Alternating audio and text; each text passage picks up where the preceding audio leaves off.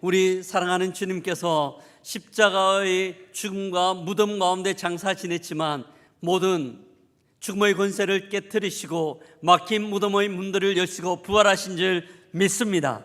오늘은 그 예수님의 부활하심을 기념하고 함께 감사하는 부활주일로 나아갑니다. 이 부활주일은요, 우리 교회에서 지내는 수많은 절기 가운데 성탄절과 함께 양대축이라고 할 수 있습니다. 성탄절은 주님께서 태어나신 날이고, 부활절은 주님께서 십자가에 죽으셨을 뿐만 아니라 부활하신 날을 기념하는 날입니다. 그런데요, 이런 의미에서 둘 다 중요하지만 차이점도 있어요.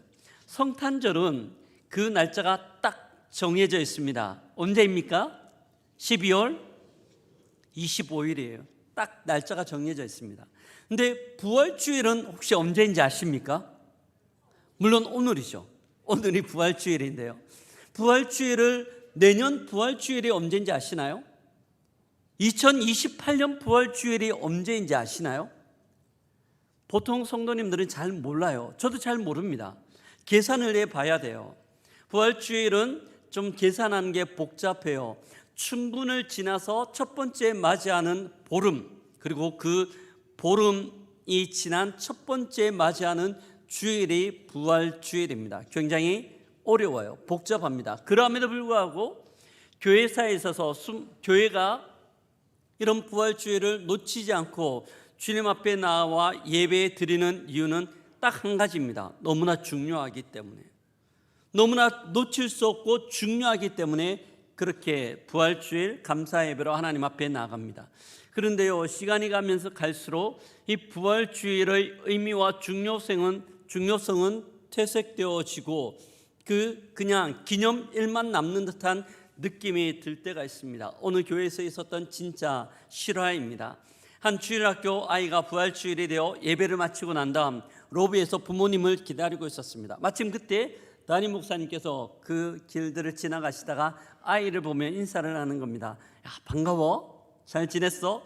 그런데 너 손에 들고 있는 게 뭐야? 손에 들고 있는 게 어떤 거야? 묻는 거죠. 근데 이 아이가 목사님의 질문을 받고 목사님을 보면서요, 눈빛이 그래요. 목사님, 뭐 이런 걸 물어보시나? 뻔한 걸 가지고. 들고 있던 게 무엇이었겠습니까? 계란이었어요. 주일학교 예배를 마칠 때 선생님이 나눠준 계란이었습니다. 아이가 목사님께 이야기합니다. 목사님, 오늘 부활주일이잖아요. 당연히 계란 받는 날이기 때문에 계란 들고 있는 거예요. 이렇게 이야기하는 겁니다. 이 아이에게 부활주일은 그냥 예배 마치면 계란을 받는 날로 인식되고 있었던 것이죠. 사랑하는 성도 여러분, 우리의 신앙과 우리의 하나님을 섬김 가운데 부활은 어떤 의미를 가지고 있습니까? 이 부활 때문에 우리의 신앙생활 가운데 어떤 변화들이 일어나고 있는지에 대한 질문들을 드리고 있는 겁니다. 오늘 본문 가운데 나오는 베드로와 요한은요, 이 부활의 능력들을 소유하고 있었습니다.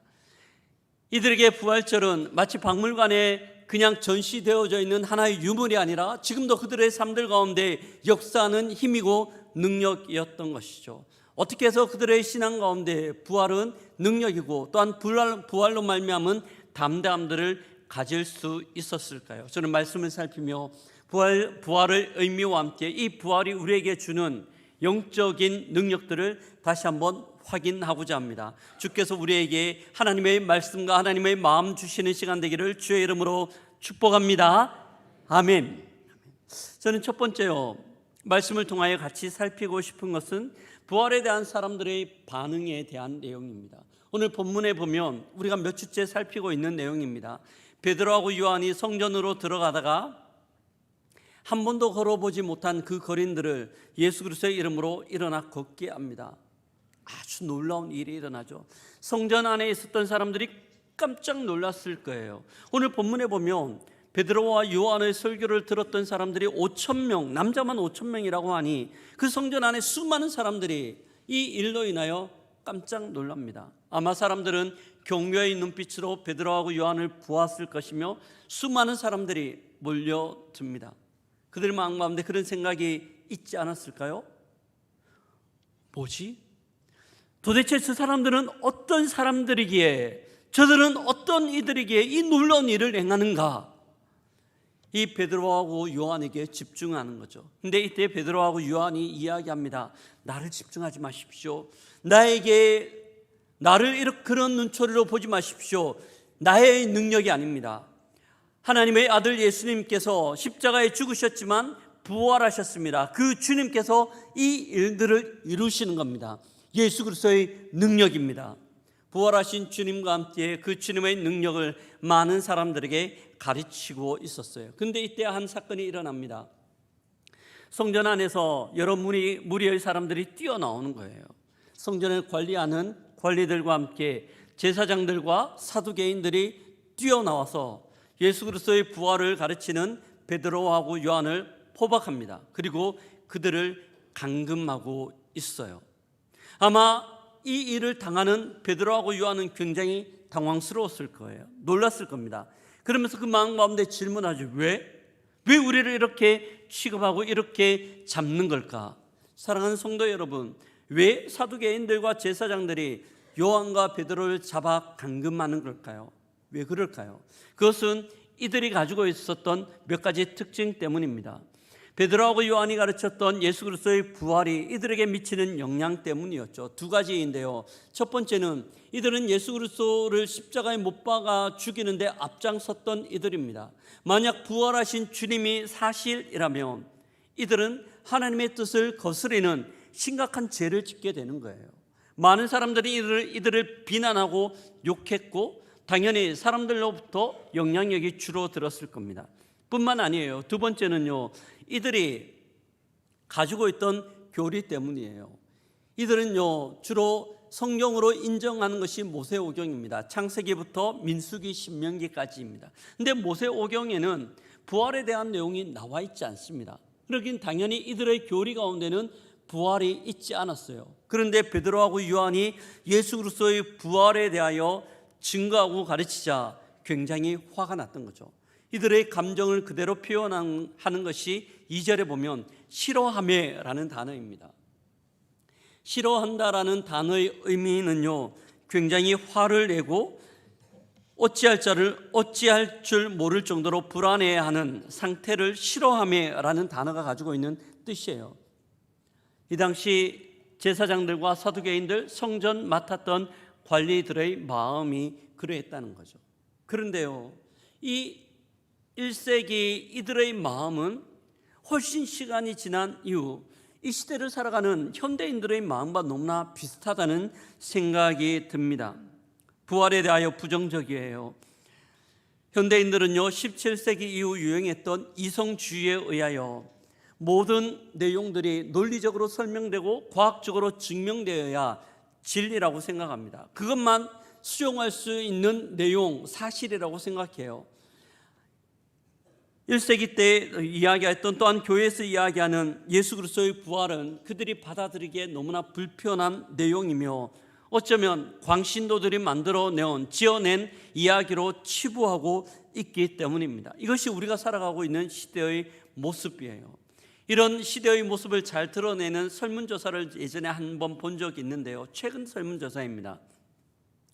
작년 2025년에 한국 리서치에서 한국인들을 대상으로 설문조사를 했는데, 당신은 부활을 믿습니까? 환생이나 또한 환생을 믿습니까? 윤회를 믿습니까? 라는 질문이었습니다. 이 질문에 대하여 24%의 사람들이 부활이나 윤회, 환생을 믿습니다 대답했고, 나머지 49%는 절대 믿지 않습니다. 나머지 사람들은 잘 모르겠습니다 라고 이야기를 하고 있는 거예요. 대한민국 사람들 중에 4분의 1 정도만 이 부활과 윤회, 환생을 믿고 있습니다. 그런데 이 24% 가운데 최근에 윤회나 환생에 대한 드라마가 굉장히 많이 있었어요. 유행됐습니다. 그래서 사람들은 부활이 아니라 윤회나 환생, 불교에서 이야기하는 이것들을 믿는 사람이 있죠. 만약 예수 그리스도의 부활만 국한시켜 바라본다라면 이 24%에서 한참 모자라는 수치가 그리스도의 부활을 믿는다고 대답하는 것이라 우리는 추측할 수 있습니다. 이것이 우리가 살아가고 있는 시대의 모습이에요. 사람들은 부활에 대하여 이야기하는 것들을 불편해합니다. 심지어는 완강히 거부하기도 합니다. 현대인들에게 부활이라는 단어는 금기어가 되었습니다. 그런데 이런 분위기들은 서서히 교회 안으로도 조금씩 들어오는 것 같아요. 물론 우리가 교회 안에서 부활을 이야기하지는 않습니다. 부활을 이야기하고 부활에 대한 성경 공부도 하고 부활에 대한 내용으로 설교도 하고 부활절도 지켜요. 그런데 이 교회 문 밖을 나가는 순간 우리에게 남는 것은 부활의 개념과 부활의 능력이 아니라 계란 바구니만 남고 있는 거죠. 부활이 우리 가운데 큰 의미를, 큰 능력을 미치지 못하고 있다는 겁니다. 내 사랑하는 성도 여러분, 부활이 진짜 있었던 역사적 사실이라면 모든 것들은 완벽하게 뒤집어집니다. 오늘 본문에서 보여주고 있는 베드로하고 요한의 모습이에요. 잡혀갔던 베드로하고 요한이 있죠. 이제 그 다음 날이 되어 관리들과 대제사장의 문중들이 베드로하고 요한을 붙잡아냅니다. 그리고 그들 중앙에 세우고 마치 청문회하는 것처럼, 검사가 피고인을 신문하는 것처럼 그렇게 몰아붙입니다. 너희들 누구의 권능과 무슨 권리로 이렇게 가르치는 거야? 뭐 때문에 이렇게 가르치는 거야? 라고 쏟아붙이는 거죠. 굉장히 위협적이고 두려울 수 있는 상황입니다. 이걸 조금 미루고 짐작할 수 있는 것이 오늘 본문 가운데 나오는 6절이에요. 6절을 보면요, 이렇게 이야기합니다. 대제사장 안나스와 가야바와 요한과 알렉산더와 및 대제사장의 문중들이 다 참여하여 베드로하고 요한을 신문하는 일들 가운데 참여하고 있다고 이야기해요. 그런데요, 굳이 6절에서 이 사람들의 이름을 언급할 필요가 없어요. 5절에 보면 사람들의 이름이 나오지 않거든요. 그냥 퉁쳐서 그들이 베드로하고 요한을 신문했다 정도로 지나갈 수 있음에도 불구하고 사도행전을 기록하고 있는 누가는 의도적으로 6절에서 이름을 이야기하고 있습니다. 근데 이 이름이 너무 낯설지 않아요. 요한복음 18장에 보면 이들의 이름이 그대로 등장하고 있거든요. 12절부터 14절인데요. 같이 한번 읽어보겠습니다. 예, 군대와 천부장과 유대인의 아랫사람들이 예수를 잡아 결박하여 먼저 안나스에게로 끌고 가니 안나스는 그 해의 대제사장인 가야방의 장인이라. 가야바는 유대인들에게 한 사람이 백성을 위해 죽는 것이 유익하다고 권고하던 자로라. 오늘 본문 가운데 나오는 안나스와 가야바는 대제사장이었으며 이들은요, 특별히 예수님을 십자가에 못 박아 죽게 하는데 주동자였습니다. 가장 앞장서서 일을 이끌었던 위험한 인물입니다. 그런데 이 위험한 최고의 권력을 갖고 있던 가야바와 안나스 바로 앞에 예수 그리스도의 부활을 증거하고 있는 베드로하고 요한이 서 있는 거예요. 최고의 권력 앞에 갈릴리의 문명의 두 어부가 서 있습니다. 얼마나 위축되고 얼마나 두려울 수 있는 상황입니까? 그런데요, 오늘 본문에 보면 이 베드로와 요한은 전혀 위축되거나 주눅들지 않아요. 10절을 보면 그 내용이 나오는데요, 같이 한번 10절을 읽어보도록, 제가 10절을 한번 읽어드리겠습니다. 이 사람들을 어떻게 할까? 그들로 말미암아 유명한 표적 나타난 것이 예루살렘에서 모든 사람, 죄송합니다, 제가 잘못 읽었습니다. 10절입니다. 너희와 모든 이스라엘 백성들은 알라. 너희가 십자가에 못 박고 하나님의 죽은 자 가운데서 살리신 나사렛 예수 그리스도의 이름으로 이 사람이 강건하게 되어 너희 앞에 섰느니라. 너무나 담대하게 선포를 하고 있습니다. 대제사장의 뜰에서 나는 예수를 모른다라고 부인하였던 베드로의 모습은 온데간데가 없어요. 겁쟁이 베드로가 너무나 당당하고 너무나 씩씩하게 서 있습니다. 대체 어떻게 이런 일이 일어났을까요? 무엇이 이들을 바꾸었을까 하는 내용입니다. 본문에 보면 이들을 바꾼 내용이 두 가지가 나와요. 첫 번째는 8절에 보면 성령 때문입니다. 8절 말씀에 이야기하죠. 이에 베드로가 성령이 충만하여 이르되, 마가의 다락방 가운데 임하였던 성령은 이들을 완벽하게 바꾸어 놓은 줄 믿습니다. 성령 하나님께서 이들 가운데 담대함들을 주셨고 이 하나님의 능력은 바로 앞에 있는 대제사장의 능력을 월등하게 뛰어넘는 권세임을 베드로는 알고 있었고 그 알미 성령의 능력으로 말미암아 고백되고 있는 것이죠. 또한 베드로와 요한이 이렇게 담대할 수 있었던 것은요, 또 한 가지 이유는 이들은 예수 그리스도의 부활을 경험한 증인이기 때문입니다. 예수 그리스도께서 부활하시고 난 이후 눈과 눈을 대면하여 보았고 함께 음식을 먹었을 뿐만 아니라 함께 대화를 나누었습니다. 명확한 그리스도의 부활을 베드로와 요한은 경험하였기 때문입니다. 증인이기 때문이죠. 사랑하는 성도 여러분, 증인의 특징이 뭔지 아십니까? 증인의 특징은요, 담대함이에요. 자기 눈으로 보았고 자기가 경험하였기에 어떤 상황, 어떤 권력 앞에서도 담대하여 이야기할 수 있는 것이 바로 증인의 특징입니다. 예일대학교의 펠프스 교수는요, 이 당시 베드로와 요한의 모습을 바라보며 이렇게 우리에게 이야기하는데요, 함께 읽어보겠습니다. 만약 예수의 부활이 거짓이었다면 겁쟁이처럼 도망쳤던 제자들이 목숨을 걸고 부활을 전하다가 순교할 수 있겠는가? 사람은 거짓을 위하여 목숨을 버리지 않는다. 그들이 변했다는 사실 자체가 부활이 이론이 아닌 사건임을 증명한다. 그들은 증인이었다. 그들은 증인이었습니다. 베드로는 더 이상 겁쟁이가 아니었어요. 증인이었기 때문입니다. 내 사랑하는 성도 여러분, 이 증인됨에 대하여 우리의 모습을 한번 살펴볼까요? 우리는 예수 그리스도를 믿음으로 고백하고 신앙생활을 하고 있습니다. 물론 우리의 삶들 가운데 베드로하고 요한이 경험하였던 산에 들인 공예, 막강한 권력 앞에서는 두려움은 아니지만 우리 또한 신앙의 여정 가운데 여러 가지 부담감을 안는 상황 가운데 노출될 수 있습니다. 예수 그리스도를 인정하지 않는 사회적 분위기와 사람들의 모임 가운데 노출될 때 또한 거기에 참여할 때가 있어요. 그럴 때 우리의 모습은 어떠합니까? 예수 그리스도 부활에 대한 증인으로 명확하게 서 있습니까? 아니면 그 분위기에 압도당하여 그냥 침묵하고 있습니까? 우리의 모습은 어떠한지를 한번 살펴보는 겁니다.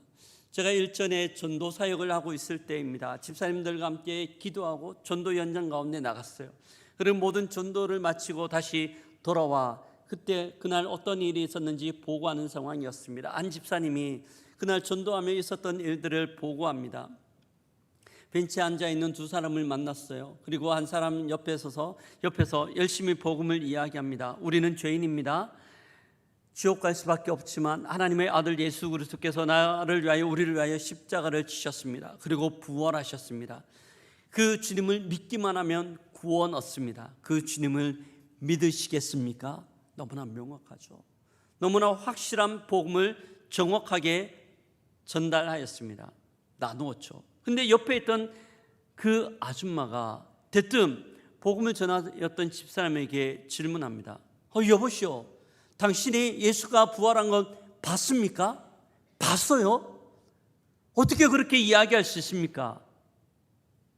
이 갑작스러운 기습 질문에 압박에 집사님이 명확하게 대답도 못하고 얼버무리고 돌아왔다는 이야기를 하셨습니다. 사랑하는 성도 여러분, 어쩌면 대제사장의 뜰에 있던 베드로의 모습과 비슷하지 않는가 생각됩니다. 우리는 대제사장의 뜰에 있는 베드로와 성전 안에 있는 베드로의 모습 중 어디에 더 가깝습니까? 부활을 설명할 수 있다고 되는 것은 아닙니다. 담대해야 한다고 마인드 컨트롤을 한다고 해서 우리가 그렇게 될 수 있는 것 아니죠. 우리에게 필요한 것은 우리가 예수 그리스도의 증인이 되는 겁니다. 예수 그리스도의 증인이 되는 것인 줄 믿습니다. 근데 이게 참 중요해요. 여기서 질문이에요. 어떻게 우리가 증인 될 수 있을까요? 어떻게 우리가 그 증인이 될 수 있을까요? 만약 공상과학 영화라면 타임머신을 타고 훌쩍 2000년 전에 그 갈릴리 지역으로 가서 아니면 예루살렘으로 가서 부활하신 주님을 우리의 눈으로 똑똑하게 지켜보면 됩니다. 그 주님과 함께 대화 나누면서 예수님 정말 부활하신 건 맞습니까? 물어보고 확인하면 되는 거예요. 근데 그렇게 할 수 없어요. 어떻게 우리는 증인이 될 수 있을까요? 저는 그 비결이 12절에 나온다고 생각하는데요. 12절을 같이 한번 읽어보도록 하겠습니다. 다른 이로서는 구원을 받을 수 없나니 천하 사람 중에 구원을 받을 만한 다른 이름을 우리에게 주신 일이 없음이라 하였더라. 아멘. 다시 한 번만 더 읽어볼까요? 다른 이로서는 구원을 받을 수 없나니 천하 사람 중에 구원받을 만한 다른 이름을 우리에게 주신 일이 없음이라. 아멘. 베드로는 담대하게 외칩니다. 예수 그리스도의 구원에 대하여 이야기해요. 베드로는요, 십자가에 부활하신 주님으로 말미암아 구원의 기쁨과 구원의 감격을 누리고 있어요. 그에게 구원은 그냥 논리적인 이론적인 하나의 신학 지식이 아니라 그가 경험하고 있는, 그가 누리고 있는 비밀이었으며 확실한 사실이었어요. 매일매일의 삶들 가운데 그 구원의 은혜를 누리고 있었기 때문입니다. 사랑하는 성도 여러분, 우리에게도 이런 은혜가 있기를 주의 이름으로 축복합니다. 예수 그리스도의 구원의 기쁨, 그 기쁨이 매일의 삶들 가운데 마르지 않는 샘처럼 우리에게 솟아남과 아울러서 그 주님을 매일매일의 삶들 가운데 인격적 교제 가운데 경험하는 거죠. 그 주님께 기도하고 그 주님의 말씀을 읽으며 주님이 우리의 삶들 가운데 어떤 분인지, 나와 어떻게 동행하는지 우리가 경험하는 겁니다. 베드로는 이 경험이 있었기에 한 번도 걷지 못한 그를 바라보며 담대할 수 있었죠. 은과 금은 내게 없지만 내게 있는 것, 은과 금은 내게 없지만 내게 있는 것, 곧 나사렛 예수 그리스도의 이름으로 일어나 걸으라. 베드로가 이렇게 확신 있게 선포할 수 있었던 이유는 그 마음 가운데는, 그 심령 가운데는 예수 그리스도의 이름의 능력, 부활하신 주님이 있었기 때문입니다. 사랑하는 성도 여러분, 이런 구원의 감격과 기쁨을 누리는 것은요, 마치 우리가 사도신경 가운데 외우며 나오는 내용 있죠.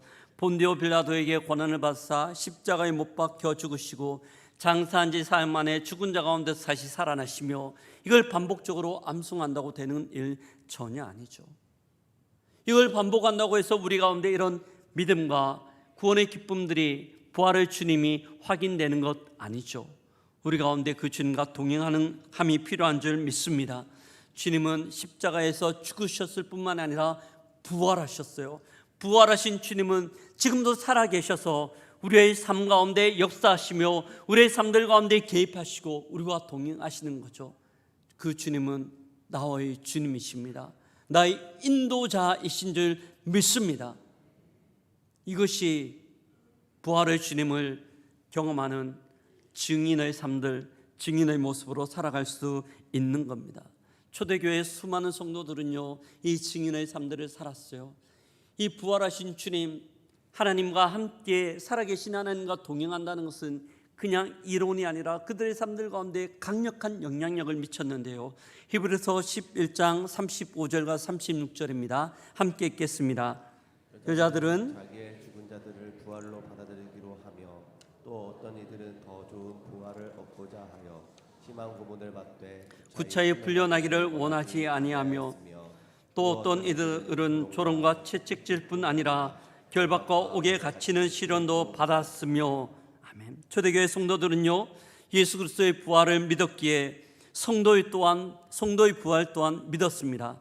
부활의 첫 열매가 되신 주님 때문에 그들 또한 부활의 영광 가운데 동참할 것들을 믿었어요. 이 믿음이 그들의 삶의 연장 가운데 있었던 구차히 당하는 고난과 예수 그리스도를 향한 믿음 때문에 얻는 어려움들과 핍박과 손해들을 넉넉히 감당할 수 있게 한 것이죠.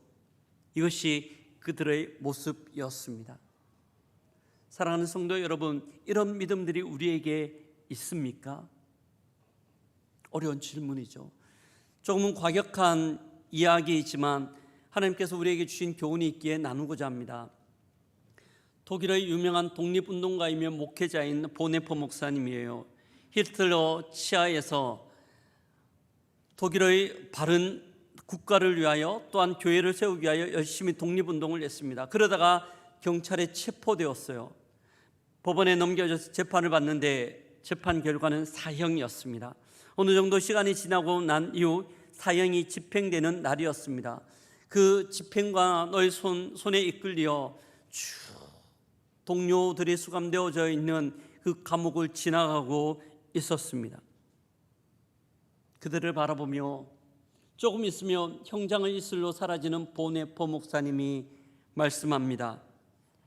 이것은 끝이 아니라 시작입니다. 이것은 끝이 아니라 시작입니다. 곧 나는 사형으로 말미암아 죽게 되지만 이것은 끝이 아니라 새로운 삶으로 이어지는 시작입니다. 예수 그리스도 재림의 때에 부활의 생명으로 우리 또한 부활의 은혜와 영광을 누리게 될 줄 믿습니다. 이 고백이 이 단어 앞에 이것은 끝이 아니라 시작입니다 라는 말들 안에 섞여져 있는 겁니다. 사랑하는 성도 여러분, 부활을 확신하고 이 부활의 능력을 소유한 이들은요, 여러 가지 상황 가운데 구차하게 변명하지 않았어요. 구차한 모습 보이지 않았습니다. 한참 좀 지난 영화이죠. 예전 설교 때 한번 나누었던 내용이기도 한데요, 베테랑이란 영화에서 주인공이 남긴 유명한 대사가 있죠. 돈이 없지 가오가 없냐. 이것은요, 성도에게도 마찬가지예요. 사랑하는 성도 여러분, 우리에게 부활의 권능과 능력이 있는 줄 믿습니다.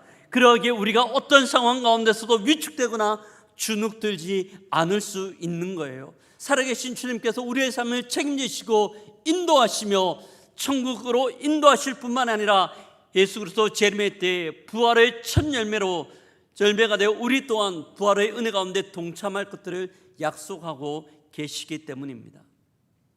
이 설교를 준비하면서요, 저의 모습을 쭉 한번 살펴봤습니다. 나는 이 부활의 능력, 부활 신앙을 가지고 살아가고 있는가? 담임 목사이고 목회자로 살아가지만 이런 모습이 나에게 있는가? 있는 것 같아요. 하지만 어떤 부분에서는요, 여전히 위축되기도 하고 어떨 때는 여전히 부끄러운 모습을 갖고 있기도 한 것이 저의 모습입니다. 그러면서 말씀을 준비하며 하나님 앞에 결단합니다. 하나님, 부활 신앙으로 승리할 수 있도록 도와주십시오. 하나님, 부활 신앙으로 상황 가운데 위축되거나 형편 가운데 굴복하는 것이 아니라 부활 신앙으로 승리할 수 있도록 도와주옵소서. 사랑하는 성도 여러분, 제가 완벽하게 잘할 수 있을까? 그렇지 않습니다. 하지만 다시 한번 결단합니다. 이 결단, 여러분도 이 결단 가운데 동참하면 어떨까요? 우리가 예수 그리스도 믿는 것 때문에 당하는 어려움도 있고 힘겨움도 있지만 예수 그리스도의 부활이 우리의 능력이기에 이게 담대할 줄 믿습니다.